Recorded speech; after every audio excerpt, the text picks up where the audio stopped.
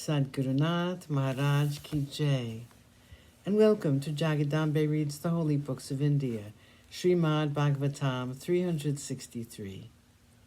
As you may remember, Krishna had been accused of stealing a jewel, and he went to find out what was going on and found the tracks of a lion near the dead body. They were to be found for quite some distance, and Krishna could see that there were signs of blood in the tracks.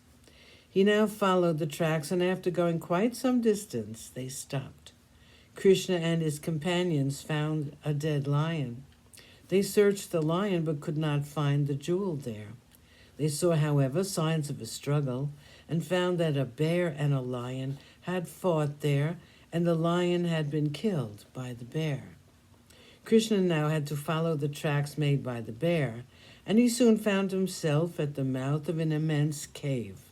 He asked his companions to stay outside and went inside alone to see if the bear was there, and what was more important, to see if the jewel, Saimantaka, was there.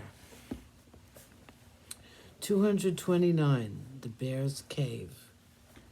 Krishna stood at the entrance to the cave and looked.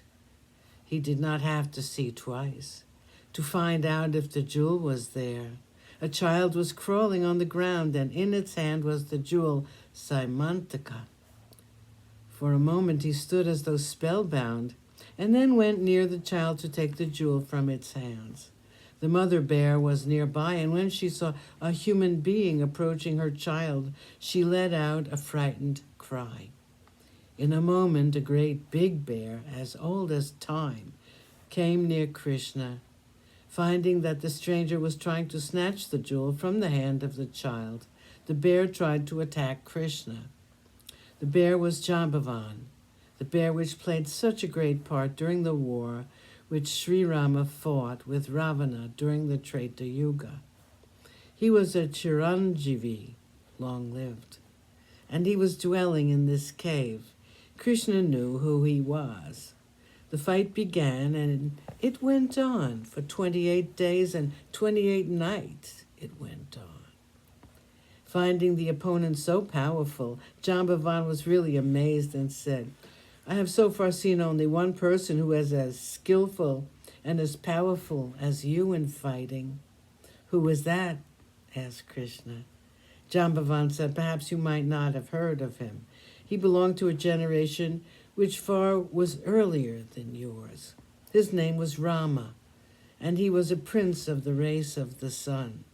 He was a great fighter, and he killed the Rakshasa Ravana." "Is he the same Rama who wept for 10 months since his wife was carried away by the Rakshasa Ravana?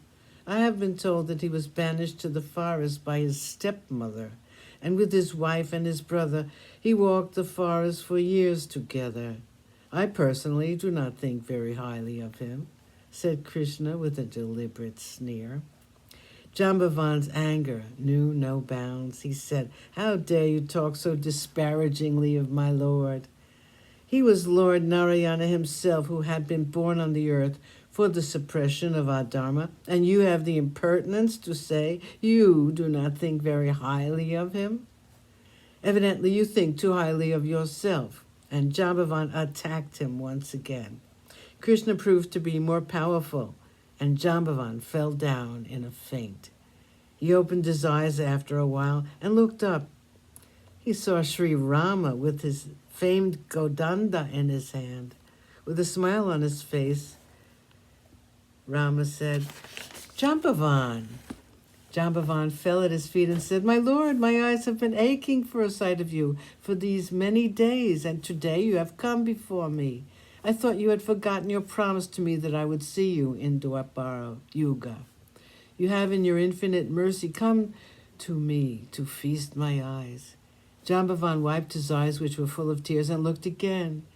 He could not see Rama, but he saw instead his enemy, with whom he had been fighting all this while, all these days.